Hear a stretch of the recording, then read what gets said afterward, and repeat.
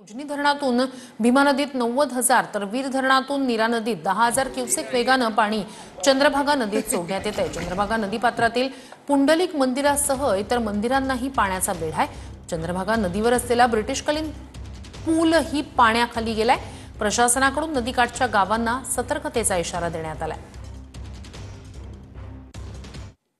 उजनी आणि वीर धरणाच्या पाणलोट क्षेत्रामध्ये पडत असलेल्या दमदार पावसामुळे चंद्रभागा नदीला 6व्यांदा महापूर आलेला आपल्याला पाहायला मिळत आहे। आपण आता बघू शकतो की या चंद्रभागेच्या पात्रामध्ये असलेल्या पुंडलिक मंदिरासह इतर छोटे मोठे मंदिरं देखील पाण्याखाली गेलेले आपल्याला पाहायला मिळत आहेत। त्याचबरोबर चंद्रभागेच्या पात्रावरती असलेल्या 13 घाटांवरती खरं तर पाणी लागलेलं आपल्याला दिसतंय।